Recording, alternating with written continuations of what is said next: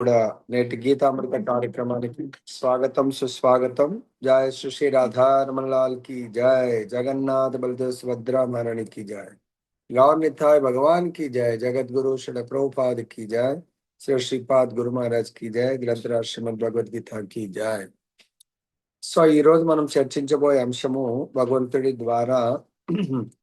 So నిన్నటి వరకు ఏం చర్చించామంటే, అర్జునుడు అడిగినటువంటి ప్రశ్నకు, అంటే భగవంతుడి యొక్క ప్రత్యక్ష సేవ ద్వారాన, పరోక్ష అంటే నిరాకార సేవ ద్వారాన పరిపూర్ణులు కాగలుగుతారంటే, భగవంతుడు ఆల్రెడీ 2వ శ్లోకం నుంచి 5వ శ్లోకం వరకు సమాధానం ఇచ్చారు. సో నా యొక్క ప్రత్యక్ష సేవ చేసే వాళ్ళు చాలా పరిపూర్ణులు, వాళ్ళు చాలా సులభంగా నన్ను పొందగలుగుతారు అని చెప్పారు. నా పరోక్ష సేవ ఏదైతే నిరాకారం పట్ల శ్రద్ధ కలిగి, నిరాకారం నుంచి మళ్ళీ సాకారంకి వచ్చి నన్ను సేవించడం చాలా కష్టతరము అంటున్నారు. ఇంకా భగవంతుడు ఈ శ్లోకంలో ఏం చెప్తున్నారంటే, భగవంతుడి నుంచి మనము ఈ జీవితంలో శాంతియుతంగా జీవిస్తూ, తర్వాత శాంతిగా ఎలా ఉండగలుగుతాము? ఎప్పుడు ఈ భౌతిక ప్రపంచంలో జన్మ మృత్యు జరా వ్యాధి దుఃఖ దోషాను దర్శనం. సో జన్మిస్తూ ఉంటారు కొందరు, అప్పుడు సంతోషం అనిపిస్తుంది. మరణిస్తూ ఉంటారు, బాధ అనిపిస్తుంది. వ్యాధులు వస్తాయి, ముసలితనము. సో కాబట్టి ఈ భౌతిక ప్రపంచమే జన్మ మృత్యు సాగరము. మరి ఈ జన్మ మృత్యు సాగరం నుంచి మనము శీఘ్రమే రక్షణ పొందాలి అని ఎవరైతే అనుకుంటున్నారో వాళ్ళు భగవంతుడు 4 రకాలైనటువంటి పనులు చేయమని చెప్తున్నారు. నంబర్ 1, మనం చేసేటువంటి సమస్త కర్మలను భగవంతుడికి అర్పించాలా. నంబర్ 2, మనము గతి తప్పకుండా, అంటే క్రమ పద్ధతిలో క్రమం తప్పకుండా భగవంతుడికి భక్తులై భగవంతుడి యొక్క భక్తియుత సేవలో నెలకొని ఉండాల. ఓకే. 3వది, మన మనసు ఎప్పుడు కూడా భగవంతుడి అందు సంలగ్నమై ఉండాల. మన మనసులో ఎప్పుడు కూడా భగవంతుడి ధ్యానిస్తూ ఉండాల. సో భగవంతుడి యొక్క ధ్యానిస్తూ భగవంతుడిని సేవిస్తూ ఉండాల. అప్పుడు అటువంటి వాళ్ళని భగవంతుడు ఈ మృత్యు సాగరం నుండి శీఘ్రమే రక్షించబడతారు అని భగవంతుడికి మనకు చెప్పడం జరిగింది. మరి దాన్ని పొందడానికి కొరకు మనం భగవంతుడి యొక్క రక్షణని పొందాలి. లైక్ ఎగ్జాంపుల్ మనం తీసుకున్నట్టు అవుతాయి, భౌతిక ప్రపంచంలో ప్రభుత్వం అందరికీ పరోక్షంగా అందరికీ రక్షణ ఇస్తుంది. ఓకే. వాళ్ళకి ఏమన్నా అపాయం కలిగినప్పుడు మనం వెళ్ళి పోలీస్ కంప్లైంట్ ఇస్తే వాళ్ళు వచ్చి ఏదో మనకు ఏమైంది ఏం కథ అని రక్షణ ఇస్తారేమో. కానీ ఇక్కడ ఎవరైనా విఐపి ఉన్నారనుకోండి, సో లైక్ ఎమ్మెల్యే, మినిస్టర్ కానీ, లేకపోతే ఇంకేదన్నా పెద్ద గ్రూప్ 1 పోస్ట్ లో ఎవరన్నా ఉంటే వాళ్ళకు ప్రభుత్వము పర్సనల్ గా రక్షణ కొరకు రక్షణ భటుల్ని ఏర్పాటు చేస్తుంది. ఎందుకు? వాళ్ళు సొసైటీలో చాలా ముఖ్యమైన పదవిని వాళ్ళు నిర్వహిస్తున్నందుకు. అదేవిధంగా భగవంతుడు ఎవరికి ఈ జన్మ మృత్యు సాగరం నుంచి రక్షించడానికి రక్షణ కల్పిస్తారంటున్నారు? ఎవరైతే నిత్య నిరంతరము భగవంతుడి యొక్క భక్తియుత సేవలో నెలకొని ఉంటారు. మరి భగవంతుడి యొక్క భక్తియుత సేవలో నెలకొని ఉండాలంటే మనని మనం భగవంతుడికి సమర్పితం చేసుకోవాలా. అర్థమైందా? సో సమర్పితం చేసుకోవాలంటే మన మనసు భగవంతుడి చరణాలను స్మరిస్తూ ఉండాలి. భగవంతుడి చరణాల యందు అది సంలగ్నం అయ్యి ఉండాల. తర్వాత ఎప్పుడైతే మన మనస్సు భగవంతుడి కొరకు సదా ఆలోచిస్తుందో అప్పుడు మన ఇంద్రియాలు ఆటోమేటిక్గా భగవంతుడి కొరకు పని చేయడం ప్రారంభిస్తాయి అన్నట్టు. సో ఎవరైతే ఆ విధంగా భగవంతుడి కొరకు నిత్య నిరంతరము స్మరిస్తూ భగవంతుడి సేవ కొరకే ప్రతి ఇంద్రియము నియుక్తమయ్యాయి అనుకోండి, సో అటువంటి భక్తియుత సేవ చేయడం వల్ల భగవంతుడి రక్షణ సులభముగా పొందగలుగుతాడు. ఎవరైతే భగవత్ రక్షణని పొందారో వాళ్ళకి ఇంకా ఇతరుడు అన్య రక్షణను, సో ఇంకా వేరే దేనిని కూడా కోరుకోరు. ఎందుకు? అనుక్షణం భగవంతుడి యొక్క సాంగత్యము, భగవంతుడి యొక్క అనుభూతి కలుగుతూ ఉంటుంది.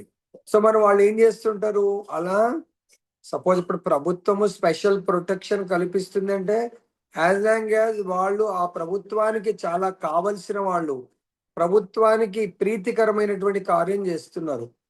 ప్రభుత్వానికి యాంటీగా ఏ రోజు వెళ్తే ఆ రోజు ప్రొటెక్షన్ తగ్గిపోతుంది, తీసేస్తుంది. అలాగే భగవంతుడికి ప్రీతికరమైనటువంటి కార్యాలు చేసినంత కాలము భగవంతుని రక్షణ మనకు ఉంటుంది. మరి ఇక్కడ భగవంతుడి ప్రీతికరం అంటే భౌతికం. మనము భౌతిక కోరికలను త్యజించి కేవలము భగవంతుడి సంతృప్తి కొరకే మనము జీవిస్తూ ఉండాలి. అప్పుడు భగవంతుడు ఏం చేస్తాడు? మనము భగవంతుడి చేసే కార్యాల్లో ఏమైనా విఘ్నాలు వస్తే, ఆటంకాలు వస్తే వాటి నుంచి భగవంతుడు రక్షిస్తాడు. మరి మనము ఆ విధంగా నిత్య నిరంతరము భగవంతుని సేవించడము అనే కార్యములో మొట్టమొదటిగా మనం చేయవలసింది, స్పెషల్ గా కలియుగంలో, హరే కృష్ణ కృష్ణ కృష్ణ హరే హరే, హరే రామ రామ రామ హరే హరే. ఎందుకు ఈ నామం చేయాలంటే భగవంతుని నామానికి భగవంతుడికి తేడా ఉండదు. భగవంతుని నామాన్ని ఎవరైతే ఉచ్చరిస్తారో ఆ నామం ఏం చేస్తుందంటే భగవంతుని వైపు ఆకర్షణ మనకు పొందేట్టు చేస్తుంది. ఎలాగైతే మనం ఎక్కడన్నా ఎవరిదైనా ఫంక్షన్ కానీ లేకుంటే ఎవరి దగ్గరికైనా వెళ్ళాలనుకోండి, అడ్రస్ తెలియదు, వాళ్ళు లొకేషన్ పెట్టారు, ఇంటర్నెట్ మనకు ఉంది, లొకేషన్ ఆన్ చేస్తే ఇంకా మనము ఆ లొకేటర్ మనకు అనౌన్స్ చేస్తూ ఉంటుంది. 100 meters, 200 meters, 400 meters, right, left. అదేవిధంగా భగవంతుని నామము మనం ఎప్పుడైతే చేస్తూ ఉంటామో, సో భగవంతుడు మనకు మాటిస్తూ ఉన్నాడు, ఎవరైతే నా నామాన్ని అంటుపెట్టుకొని నా నామాన్ని ఆశ్రయించి జీవిస్తూ ఉంటారో వాళ్ళను ఈ మృత్యు సంసార సాగరం నుంచి నేను ఉద్ధరిస్తాను అని చెప్పేసి భగవంతుడు మాటిస్తా ఉన్నాడు. అంతేకాకుండా వరాహ పురాణంలో కూడా చెప్తున్నారు, నయామి పరమం స్థానం అర్చిరాదిగతిం వినా గరుడ స్కందమారోప్య యథేచ్ఛమని వారిత. సో ఇక్కడ ఇంకేం చెప్తున్నారంటే, ఎవరైతే భగవంతుడి కొరకు తన మనసులో ఎప్పుడు ధ్యానం చేస్తూ ఉంటారో, ఎవరి గురించి అయితే ధ్యానం చేస్తారో ఈ ఇంద్రియాలు వారి కొరకు పనిచేస్తూ ఉంటే అటువంటి వాళ్ళు ఇంకా అష్టాంగ యోగ ధ్యానం అంటే మనము అష్టాంగ యోగ కాదు, భగవంతుడి గురించి ఎప్పుడు తలుచుకోవటం, భగవంతుడి స్మరించడము చేస్తే వాళ్ళు అష్టాంగ యోగ సాధన చేయవలసిన అవసరం లేదు. అయినా భగవంతుడు ఎవరైతే తన కొరకు నిత్య నిరంతరం మనసులో ఆలోచిస్తూ భగవంతుడి సేవిస్తూ ఉంటారో వాళ్ళ బాధ్యతను భగవంతుడే స్వీకరిస్తాడు. ఎలాగైతే సో ఒక కొత్త కపుల్ భార్యాభర్తలు కానప్పుడు వాళ్ళిద్దరూ బ్రహ్మచారిగా ఉంటారు, అంటే అన్మ్యారీడ్. ఎప్పుడైతే వాళ్ళిద్దరూ ఒకరినొకరు వాళ్ళ పేరెంట్స్ ద్వారా చూసుకొని మ్యారేజ్ ఫిక్స్ అయింది, వేద మంత్రోచ్చారణ ద్వారా, ఒక బ్రాహ్మణుడి ద్వారా, బంధుమిత్రుల ద్వారా వాళ్ళు ఆ అబ్బాయి తాళి కట్టి ఆమెని స్వీకరిస్తాడో, స్వామి ఉంటుంది జీవితాంతము నిన్ను సేవిస్తూ ఉంటాను నేను. అతనేమంటాడు, జీవితాంతం నీ యొక్క బాధ్యతను నేను స్వీకరిస్తాను అంటే. చూడండి ఏముంటది అక్కడ, ఆమెనేమో ఆ అబ్బాయిని పెళ్లి కాగానే సేవిస్తానని ప్రమాణం చేస్తుంది. ఆయన సో నా గొంతులో శ్వాస ఉన్నంత వరకు నిన్ను నేను ప్రొటెక్ట్ చేస్తాను. ఎప్పుడైతే మనం భగవంతుని సేవించడానికి కొరకు ప్రమాణం చేస్తున్నామో భగవంతుడు మనని రక్షిస్తాను అని, భగవంతుడు మన రక్షణ బాధ్యతను స్వీకరిస్తాను అంటున్నాడు ఇక్కడ. సో లైక్ చిన్నప్పుడు మనకు చిన్న బేబీస్ ని తల్లిదండ్రులు ఎలా అయితే రక్షణ బాధ్యత తీసుకొని వాళ్ళ భవిష్యత్తు గురించి ఆలోచిస్తారు, చదువుల గురించి ఆలోచిస్తారు, వాళ్ళ జీవితం గురించి ఎంతో చాలా సూక్ష్మంగా ఆలోచించి అన్నిటినీ వాళ్ళు సమకూరుస్తారు. ఇక్కడ భగవంతుడు కూడా మనం జస్ట్ భగవంతుడి పైన భారం వేసి జీవితాన్ని ప్రారంభిస్తే, సో మన ఏ కష్టం వచ్చినా ఇమ్మీడియట్ గా భగవంతుడు గరుడు పైన వచ్చి మనం రక్షించడానికి సిద్ధంగా ఉంటాడంట. దీనికి ఎగ్జాంపుల్ తీసుకున్నట్టు అయితే గజేంద్రుడు, ఆయన అరణ్యంలో గజాలన్నిటికీ కూడా ఇంద్రుడు అంటే రాజు, పెద్ద ఫ్యామిలీ ఉంటది. కానీ ఆయన ఏదైతే నీళ్ళలో ఒక చెరువులో దిగినప్పుడు మొసలి గజేంద్రుడి యొక్క కాలు పట్టుకుంటుంది. సో ఆయన తన ఫ్యామిలీ రక్షిస్తారేమో చూస్తాడు, ఎంతో మంది పిల్లలు, భార్య, ఎవ్వరు కూడా రక్షించలేకపోతారు. కానీ ఎంతో ఫైట్ చేస్తాడు, ఆ నీళ్ళలోంచి బయటకు రావడానికి, కానీ రాలేకపోతున్నాడు. భగవంతుడు మనకు 15వ అధ్యాయం భగవద్గీత 15వ శ్లోకంలో చెప్పినట్టుగా, సో మనకు స్మృతి జ్ఞానం అపోహనం చ, మరుపు, భగవంతుడు మనకు ఆ మర్చిపోయే గుణాన్ని, మళ్ళీ మనకు జ్ఞాపక శక్తిని, జ్ఞానాన్ని కల్పిస్తానన్నాడు. ఎప్పుడు? భగవంతుడి భక్తి చేసిన వాళ్లకు. ఆయన పూర్వ జన్మలో మంచి భక్తుడిగా ఉండే భగవంతుడి భక్తి చేస్తాడు, అని అనుకోకుండా గజేంద్రుడిగా మారాడు. సో ఇక్కడ భగవంతుడు తిరిగి ఆయనకు స్మృతి కల్పించాడు. సో అప్పుడు గజేంద్రుడు భగవంతుని వేడుకునే లోపల, సో భగవంతుడు గరుడు పైన పరిగెత్తుకుంటూ వచ్చి రక్షించడానికి వస్తాడు. సో కాబట్టి ఇక్కడ మనందరికీ కూడా ఎవరైతే భగవంతుడికి శరణాగతి పొంది భక్తియుత సేవ చేస్తారో, భగవంతుడు వాళ్ళని నిరంతరము రక్షించడానికి రెడీగా ఉంటాడు. కాబట్టి మన మనస్సు, బుద్ధిని దేనికి ఉపయోగించాలా? భగవంతుని హౌ బెస్ట్ నేను సేవ చెయ్యాలి అనే దానికి ఉపయోగించాలంట.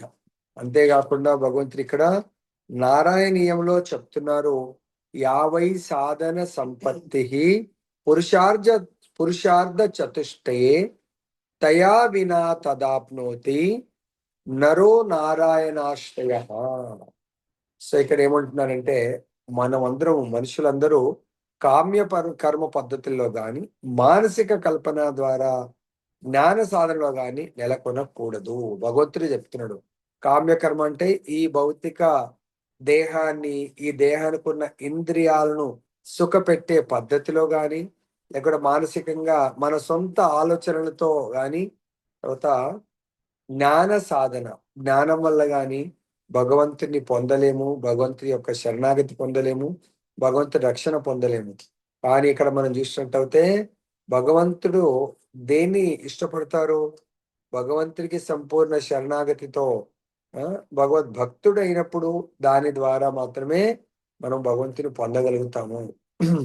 కానీ మిగతా ఏ ఇతర యోగా పద్ధతులు కానీ, జ్ఞానము, వ్రతాలు, యజ్ఞాలు, దానాల ద్వారా లభించే వాటి ద్వారా కూడా ఫలితం ఉంటుంది, పుణ్యకర్మ. సమస్త లాభాలు కేవలం భగవద్భక్తి చేయడం వల్ల పొందగలుగుతారు. మిగతా యోగ సాధనలు, జ్ఞానము, వ్రతాలు, మనం కూడా ఎన్నో వ్రతాలు చేస్తాం, అవి కేవలం భగవంతుడి యొక్క భక్తియుత సేవ చేయడంలో మనం పొందగలుగుతాము. భగవంతుడి యొక్క భక్తియుత సేవలో సులభమైంది ఏంటి? చైతన్య మహాప్రభు కలియుగంలో మనందరికీ ప్రసాదించినటువంటి గొప్ప వరము భగవంతుడి యొక్క కృష్ణ నామాన్ని జపించడం ద్వారా. అంటే హరే కృష్ణ కృష్ణ కృష్ణ హరే హరే, హరే రామ రామ రామ హరే హరే. భగవంతుడి యొక్క ఈ నామాన్ని జపించడం ద్వారా భగవంతుడు భక్తుల్ని తన యొక్క ఆశ్రయంలోకి తీసుకుంటాడు. తర్వాత ఆయనకి ఎటువంటి కష్టాలు, దుఃఖాలు, స్పెషల్ గా తన మాయ తన భక్తుని టచ్ చేయకుండా కాపాడుతాడు. ఎవరిని కాపాడుతాడు?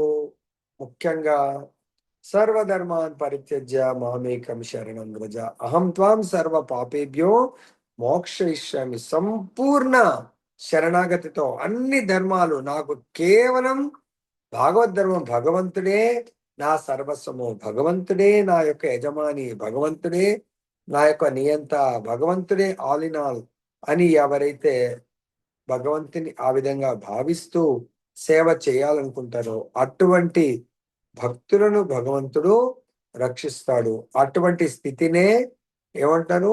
జీవన పరిపూర్ణత్వము అని మనకు చెప్పడం జరుగుతుంది. ఒకవేళ ఈ విధంగా మనము మన మనసుని, బుద్ధిని భగవంతుడికి సంపూర్ణ శరణాగతి పొంది మనము అన్ని కర్మలన్నింటి చేయలేకపోతున్నాం అనుకుని, భగవంతుడు ఇంకా ఏం ఆప్షన్ ఇస్తున్నారు?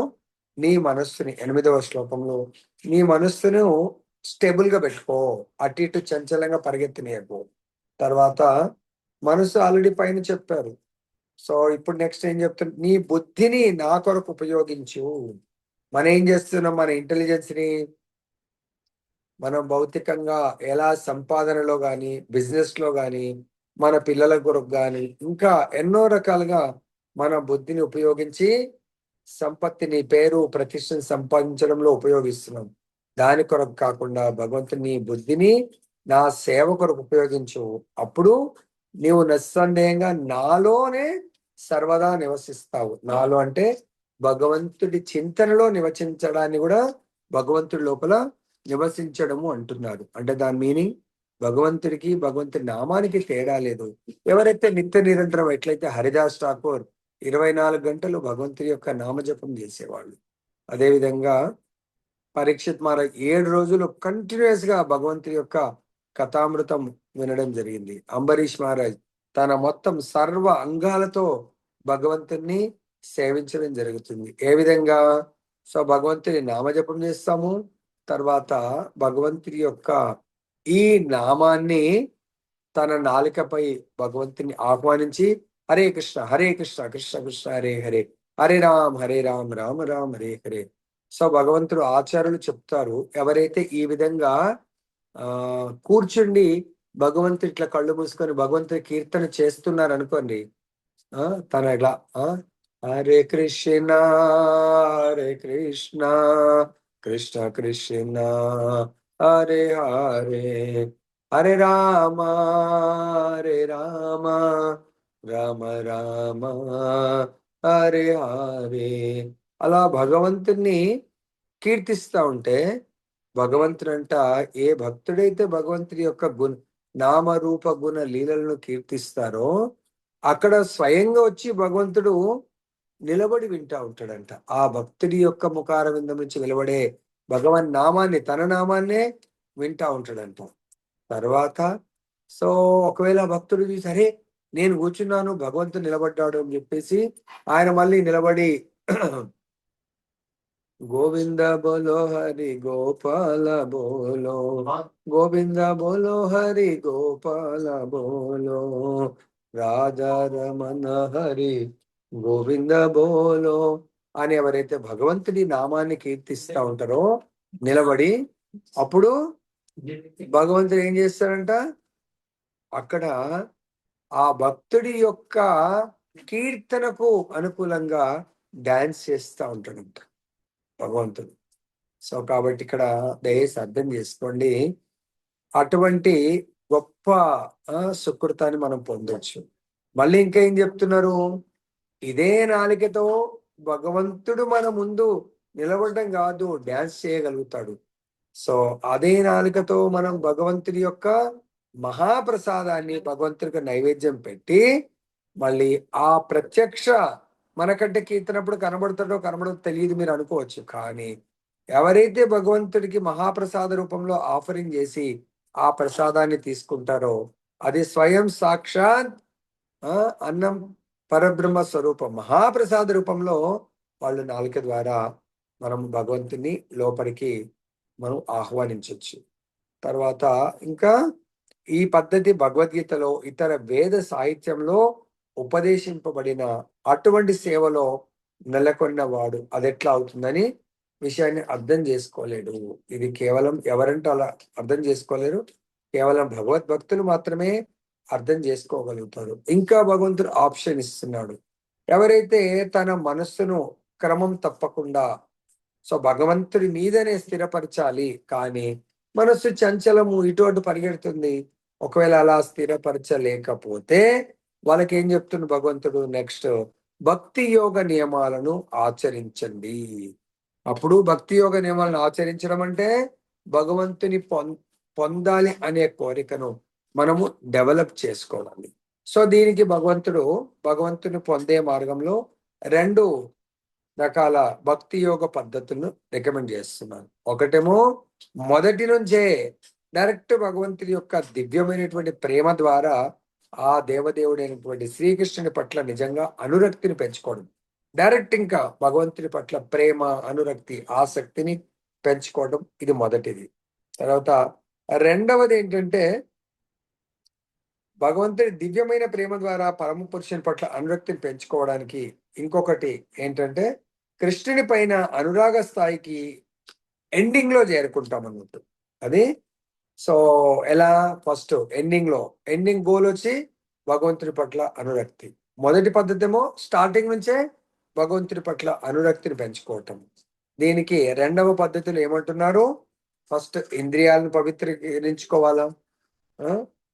ఇంద్రియాలను పవిత్రీకరించుకోవడం అనే పద్ధతిని భక్తి యోగం అంటారు. తర్వాత ఇవి భౌతిక భోగాల పట్ల శ్రద్ధ ఉండే కాబట్టి అవి అపవిత్రంగా ఉంటాయి. అటువంటి అపవిత్ర ఇంద్రియాలను మొట్టమొదటిగా పవిత్రంగా వేసుకోవాలా. తర్వాత అటువంటి పవిత్ర స్థితిలో ఎప్పుడైతే అవి పవిత్రంగా మారుతాయో అప్పుడు అవి భగవంతుడితో కాంటాక్ట్ లోకి వస్తాయి, సంపర్కంలోకి వస్తాయి. సో ఈ భౌతిక అస్తిత్వంలో మనము మొట్టమొదటిగా ఏం చేస్తున్నాము? భౌతిక ఇంద్రియాలను ఆధ్యాత్మికంగా మార్చుకోవడం అంటే పవిత్రంగా మార్చుకోవడం. ఎప్పుడైతే మన ఇంద్రియాలు అంటే మళ్ళీ కొంతమంది ఈ రోజు వచ్చి ఉండొచ్చు. సో మన ఈ శరీరము 24 తత్వాలతో కూడుకొని ఉంటుంది. సో 5 జ్ఞానేంద్రియాలు, 5 కర్మేంద్రియాలు, 1 మనస్సు, తర్వాత బుద్ధి, అహంకారము, భగవంతుడి యొక్క మహతత్వము, ఈ విధంగా మనకు పంచభూతాలు. సో ఈ విధంగా మనకు ఈ శరీరము వీటన్నింటి కూడా కలిగి ఉన్నది. సో మన భౌతిక ప్రపంచంలో భగవంతుని కాకుండా ఎంతో మందిని సేవిస్తున్నాం. అక్కడ ప్రేమతో సంబంధం లేదు, అక్కడ సేవ చేస్తున్నాము, శాలరీ తీసుకుంటున్నాము. సో కానీ ఇక్కడ భగవంతుడిని సేవ చేయడము రిటర్న్ తీసుకోవడానికి కొరకు కాదు. మన లోపల నిద్రావస్థలో ఉన్నటువంటి భగవంతుడి పట్ల ప్రేమను జాగృతం చేసుకోవడానికి కొరకు మనం భగవంతుని సేవించాలి. సో అది దేని వల్ల నిద్రావస్థకి వెళ్ళిపోయింది? భౌతిక సాంగత్యం వల్ల కలుషితమై భగవత్ ప్రేమ కాస్త అది హిడెన్ ఫామ్ లోకి వెళ్ళిపోయి కామము అంటే ఈ భౌతిక భోగాలను అనుభవించాలనే కోరికను కామం అంటారు. భౌతిక సుఖాలను త్యజించి ఆత్మానందాన్ని పొందడాన్ని భగవత్ ప్రేమ అంటారు. ఇది ఒక జీవుడి యొక్క సహజ స్థితి. కృష్ణ ప్రేమను జాగృతం చేసుకోవటం, కృష్ణ ప్రేమను అనుక్షరం పొందేదాన్ని మన సహజ స్థితి. మనం కృష్ణ ప్రేమ కాకుండా భౌతికమైనటువంటి భోగాన్ని, సుఖాన్ని అనుభవించడం అనేది మన ఆర్టిఫిషియల్ అన్నట్టు. అది భౌతికంగా కామము అంటారు. సో మన కామ స్థితి నుంచి ప్రేమ స్థితికి మనం ప్రమోట్ అవ్వాలి అంటే మనకు 9వ శ్లోకంలో లాస్ట్ పారాగ్రాఫ్ లో చెప్తున్నాడు భక్తి యోగ సూత్రాలు. భక్తి యోగంలో కొన్ని విధి విధానాలను భగవంతుడు బోధించాడు. ఆ సూత్రాలను ప్రామాణికమైనటువంటి ఆధ్యాత్మిక ఆచారుడు అంటే ఎక్స్పర్ట్, ప్రవీణుడైనటువంటి గురుదేవుని నిర్దేశకత్వంలో తప్పక పాటించాలి. ఓకే, ఏంటవి? 9 సూత్రాలు ఉంటాయి. 9 సూత్రాలను పాటిస్తే మన జీవితం ధన్యమైపోతుంది. నంబర్ 1, భగవంతుడు 24 గంటల్ని 8 భాగాలుగా విభజించారు. దాన్ని అష్టయాం అంటారు. 8 భాగాల్లో మొదటిది 1 to 3, రెండవది 3 to 6. కాబట్టి తెల్లవారుజామునే నిద్ర మేల్కొనాలి. ప్రతి మానవుడు మొదటి జాములో తప్పకుండా నిద్ర మేల్కొనాలి. రెండవ పని ఏం చేయాలి? ఆయన స్నానం. నిద్ర లేవగానే చాలా మంది స్నానం చెయ్యరు. ఫస్ట్ థింగ్ లేస్తారు, లేచినా చెయ్యరు. కానీ ఇక్కడ భగవద్గీత ప్రకారం లేవంగానే ఫస్ట్ పని స్నానం చేయాల. మూడవది స్నానం చేసిన తర్వాత భగవంతుని మేల్కొల్పాల. దాని తర్వాత భగవంతుని మంత్ర జపాన్ని చేయాల. దాని తర్వాత భగవంతుడికి ధూపదీప నైవేద్యం, భగవంతుడికి పూలు సమర్పించాలా, పూలు కోసాలి. తర్వాత నైవేద్యం భగవంతుడికి, మన ఫ్యామిలీలో హెడ్ ఆఫ్ ద ఫ్యామిలీగా భగవంతుని భావించి మొట్టమొదటిగా భగవంతుడు ప్రీతికరమైనటువంటి పదార్థాలను వండాలి, భగవంతుడికి అర్పించాలి. వాటిని మనము ప్రసాదంగా తీసుకోవాలి. అంతేకాకుండా ఇది రొటీన్ గా మన లోపల జరగాలంటే నిత్యం భాగవత సేవయా అంటే నష్టప్రాయేషు అభద్రేషు నిత్యం భాగవత సేవయా.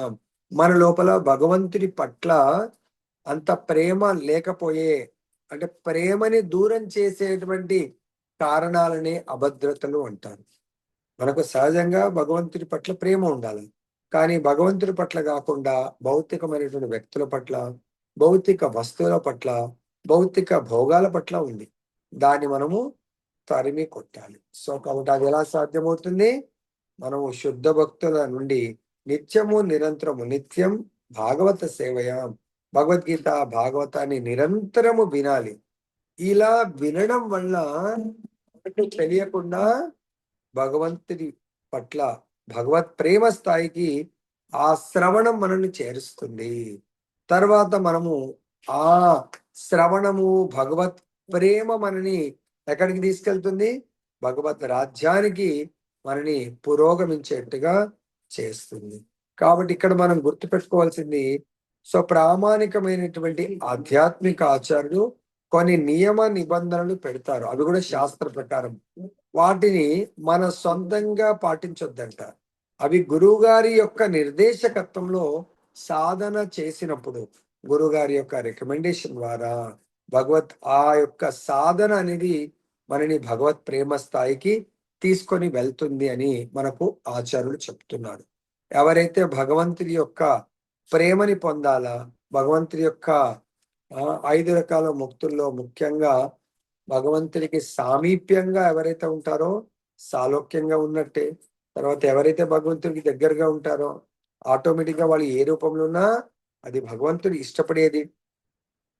కాబట్టి ఈ విధి విధానాలను పాటించండి. ఒకవేళ భగవంతుడు ఇంకా చెప్తున్నాడు, కొంతమందికి ఈ విధి విధానాలు పాటించడం కూడా కష్టమే, ఇంకా ఆ స్థితికి రీచ్ కాలేదు అనుకుంటే వాళ్ళు ఏం చేయాలా?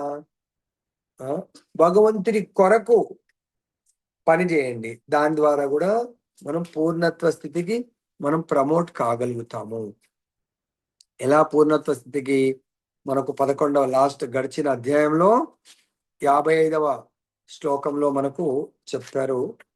మీ దగ్గర ఒకవేళ బుక్ ఉంటే చూడండి. 55th శ్లోక 2nd పారాగ్రాఫ్ లో చెప్పడం జరిగింది. ఏమంటున్నారు ఇక్కడ? అనాసక్తస్య విషయాన్ యదార్హ ముపయుంజతః నిర్బంధ కృష్ణ సంబంధే యుక్తం వైరాగ్యం ఉచ్యతే. దాని కింద చెప్పారు. ఏమంటున్నారు? ఉదాహరణకు ఒకడు వ్యాపారంలో నెలకొంటే ఆ కార్యాన్ని కృష్ణ భక్తి భావనలో మార్చడానికి అతడు శ్రీకృష్ణుని కొరకే వ్యాపారం చేయాలి.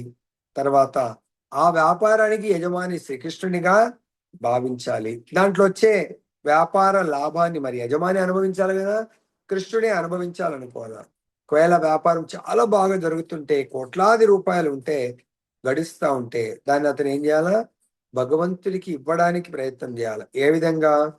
భగవంతుడికి ఒకవేళ ఆ డబ్బుల్ని భగవంతుడికి ఖర్చు పెడితే కృష్ణ కర్మగా మారుతుంది. ఏ విధంగా? ఇప్పుడు చాలా మంది డబ్బు గల్లోళ్ళు ఏం చేస్తున్నారు, మన వాళ్ళు ఎవరైనా మందిరం కడుతుంటే ఆ ల్యాండ్ కొనియటం కానీ, ఆ మందిరంలో చాలా మటుకు స్పాన్సర్ చేయడం కానీ, లేదా భగవంతుడి యొక్క శ్రీ విగ్రహాలను స్పాన్సర్ చేయడం కానీ, సో ఈ విధంగా భగవంతుడి యొక్క గ్రంథాలను ప్రింట్ చేయించడం కానీ, ఈ విధంగా ఎన్నో రకాల సేవలను వాళ్ళు చేయడం జరుగుతుంది. ప్రత్యక్షంగా కాకుండా పరోక్షంగా ఆ విధంగా సేవలో నియుక్తమవుతా ఉన్నారు అంటూ.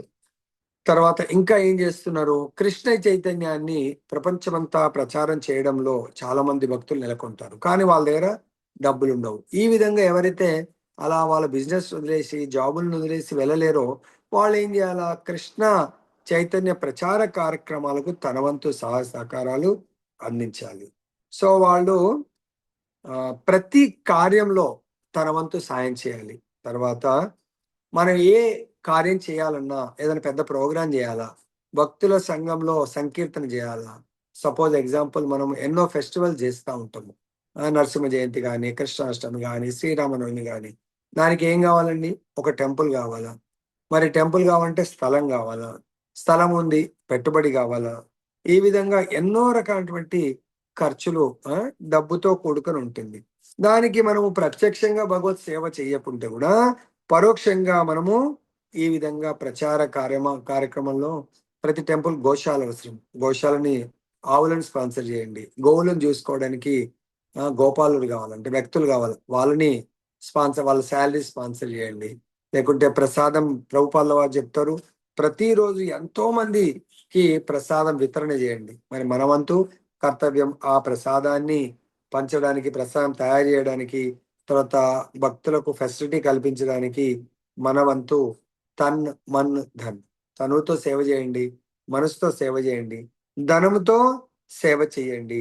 సో ఈ విధంగా కృష్ణ భక్తి ప్రచారానికి కొంత శాతమైన మన ధనాన్ని త్యాగం చెయ్యండి. అది కృష్ణ చైతన్య ఉద్యోగం కొరకు ఈ స్వచ్ఛందమైన సేవ ఎవరైతే అలా చేస్తున్నారో వారిని ఉన్నతమైన భగవత్ ప్రేమ స్థాయికి ఈ విధంగా కూడా మనము ప్రమోట్ అవ్వచ్చు అని భగవంతుడు ఈ శ్లోకంలో చెప్తున్నాడు. ఒకవేళ ఇది కూడా చేయలేకపోతున్నాము అనుకుందాము, అప్పుడు ఏమంటున్నాడు భగవంతుడు, సో నీవు నా గురించిన ఈ భావంలో పనిచేయడంలోనూ ఒకవేళ అశక్తుడవైతే నీ కర్మ ఫలాలన్నిటిని కూడా నా కొరకు త్యాగం చేసి ఆత్మస్థితుడివి కావాలి అంటున్నాడు.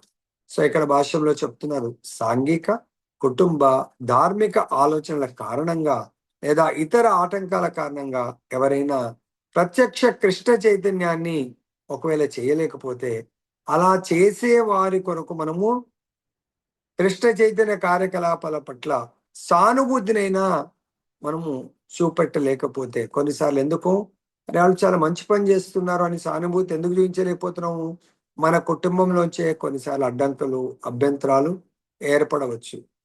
సో కాబట్టి ఇక్కడ మనకి ఏం చెప్తున్నాను, అట్లాంటి పరిస్థితుల్లో వేద నియమాల్లో మనకు వర్ణించబడ్డట్టుగా పలు త్యాగాలు, పుణ్యకార్యాలు లేదా కార్యఫలాన్ని వినియోగించే ప్రత్యేక పనుల గురించి మనకి ఇక్కడ వివిధ రకాలుగా వర్ణించడం జరిగింది. సో కొంతమందికి కృష్ణ భక్తి కలాపాలు ఇష్టం లేకపోయినా మనిషి ఏదో ఆసుపత్రికి లేదా ఇతర సాంఘిక సంస్థకు తన కష్టార్జిత ఫలాలను దానం చేయడం కూడా కనిపిస్తుంది. అంటే దీన్ని ఏమంటారు, ద్రవ్యమయ యజ్ఞము. అనాథలకు ఉండడానికి వసతులు కల్పించడము, పేదవారికి చదివిపియడము, సో పేదవారి కొరకు హాస్పిటల్స్ కట్టించడము, ఈ విధంగా వీటి పట్ల అంటే దాన్ని ఏమంటారు, సంఘ సేవ, జాతి సేవ. అప్పుడప్పుడు దేశంలో ఏమైనా నేచురల్ కలామిటీస్ వస్తే దానికి ఏమంటారు, సో ఏదో డొనేట్ చేయమంటారు. కాబట్టి జాతి సేవ, దేశ సేవ. సో కొన్నిసార్లు వాళ్ళ పిల్లలు ఆ దేశానికే అంకితం అయిపోతారు. ఎలా, మిలిటరీలో జాయిన్ అవుతారు, దేశం గురించి పోరాడుతూ ఉంటారు.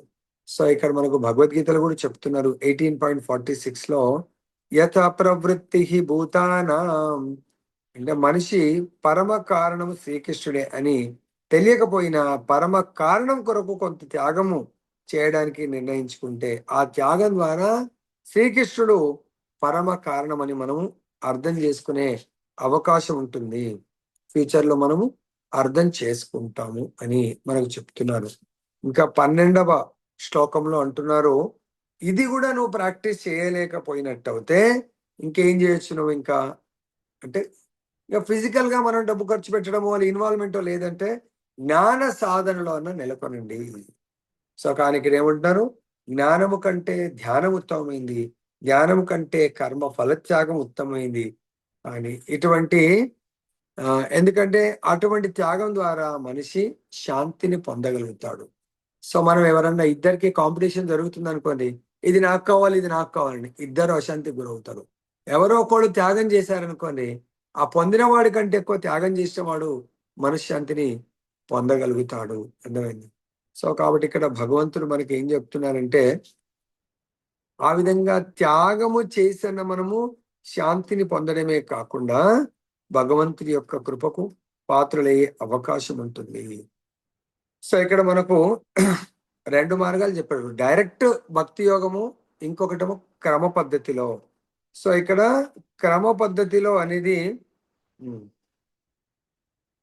ఒక స్టెప్ బై స్టెప్ మన మనిషి పురోగతి చెందుతాడు. ఎట్లా, జ్ఞాన స్థాయికి ఫస్ట్ జ్ఞానాన్ని పొందుతాడు, దాని తర్వాత ధ్యాన స్థాయికి ప్రమోట్ అవుతాడు, దాని తర్వాత పరమాత్మని అవగాహన స్థితికి, దాని తర్వాత అతను భగవంతుని అర్థం చేసుకుంటాడు. సో ఈ విధంగా స్టెప్ బై స్టెప్ లాస్ట్కు ప్రత్యక్ష స్థితికి ప్రమోట్ అవుతాడు. అంటే భగవంతుని సచ్చితానంద స్వరూపుని అర్థం చేసుకోవడం అంటే ప్రత్యక్ష భక్తి యోగము. అదే ఒకవేళ డైరెక్ట్ శుద్ధ భక్తుల సాంగత్యంలో ఆ దేవాది దేవుడైనటువంటి సచ్చితానంద స్వరూపుని సేవ చేసుకుంటే అది ప్రత్యక్షం అంటారు. ఎవరైతే ప్రత్యక్ష కాకుండా సో ఇండైరెక్ట్ వే వెళ్ళాలనుకుంటే సో కర్మఫల త్యాగము, జ్ఞానము, ధ్యానము, పరమాత్మానుభూతి, బ్రహ్మానుభూతి, తర్వాత చిన్నగా భగవంతుడి యొక్క భగవాన్ అనుభూతి స్థితికి చేరగలుగుతాడు. అదంతా కూడా ఎలా అవుతుంది? సో భగవాన్ అనుభూతి అన్నప్పుడు అది ప్రత్యక్ష పద్ధతిని మళ్ళీ అక్కడ స్వీకరిస్తాము. సో అక్కడ స్వీకరించాలి అంటే మళ్ళీ మనకు కావాల్సిందేంటి? అక్కడ మనకు ఏముంటుంది కావాల్సింది? భగవంతుడి యొక్క సంపూర్ణ శరణాగతి. ఎవరైతే భగవంతుడికి సంపూర్ణ శరణాగతి పొందుతారో అప్పుడు వాళ్ళకు ప్రత్యక్ష పద్ధతి ప్రారంభమవుతుంది. అదే పరోక్ష పద్ధతిలో మొట్టమొదటిగానే శరణాగతి ఉండదు. సో కాబట్టి ప్రత్యక్ష పద్ధతిలో డైరెక్ట్ భగవంతుడి యొక్క సంపూర్ణ రక్షణ ఉంటుంది. పరోక్ష పద్ధతిలో సంపూర్ణ రక్షణ ఉండదు. కాబట్టి మనం ఆలోచించండి. ఇది భగవంతుడు పరోక్ష పద్ధతిని అర్జునుడికి రికమెండ్ చేయలేదు, ప్రత్యక్ష పద్ధతి. ఎందుకు?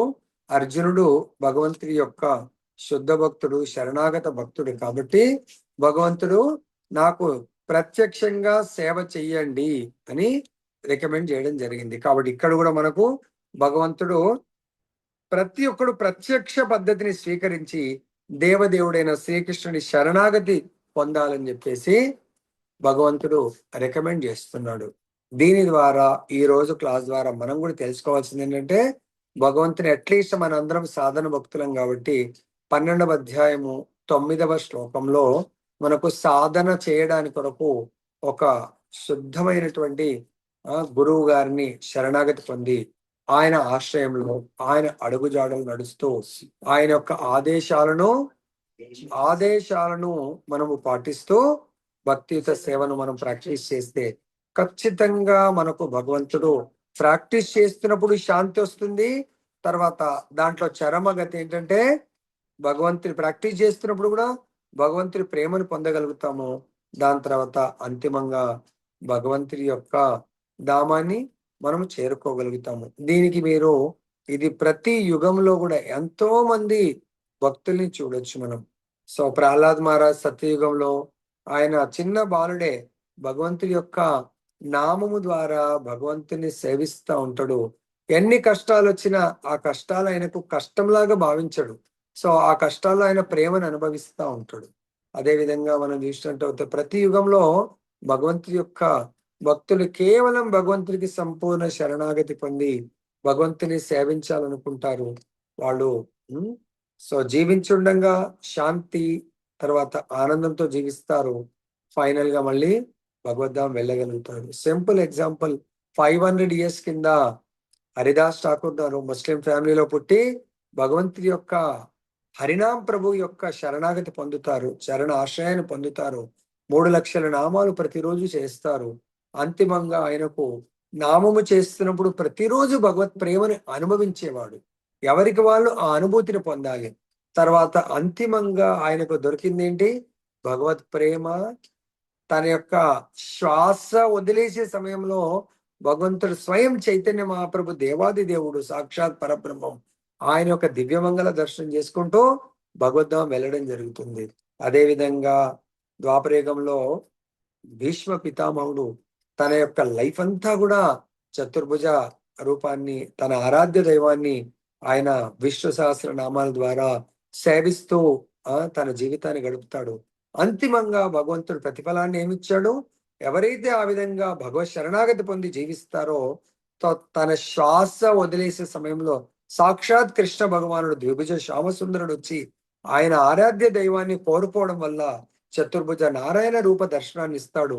ఆ రూపాన్ని దర్శించుకుంటూ తన దేహాన్ని వదిలేయడం జరుగుతుంది. ఇలా ఎంతో మంది మహాభక్తులు కలియుగంలో 500 సంవత్సరాల కింద తుకారాం బాబా, మహారాష్ట్ర పండరిపూర్ తుకారాం బాబా తన జీవితం అంతా కూడా భగవంతుడి యొక్క పండరినాథుడి యొక్క నామాన్ని జపిస్తూ ఫ్యామిలీ లైఫ్ లో ఎన్నో కష్టాలు వచ్చినా సో కేవలము నామామృతం ఆస్వాదిస్తూ సో ఆయన చాలా శాంతిగా జీవిస్తాడు. కానీ అంతిమంగా ఆయన తన జన్మ చాలించేప్పుడు సాక్షాత్ భగవంతుడు ఆయన కొరకు వైకుంఠ విమానాన్ని పంపించి ఆయన వైకుంఠానికి వెళ్ళే మహద్భాగ్యాన్ని కల్పిస్తాడు. కాబట్టి దయచేసి ఇలా ఎంతో మంది మహాభక్తులు ఉన్నారు. సో, కాబట్టి ఇది ప్రతి ఒక్కరికి కూడా అప్లికబుల్. అటువంటి ఆచారుల యొక్క అడుగు జాడలను నడుస్తూ జీవితాన్ని గడిపితే ప్రతి ఒక్కరు కూడా భగవత్ ప్రేమని పొందుతారు. తర్వాత భగవద్ రాజ్యాన్ని పొందడం గ్యారంటీ. హరే కృష్ణ, హరే కృష్ణ, కృష్ణ కృష్ణ, హరే హరే, హరే రామ, హరే రామ, రామ రామ, హరే హరే.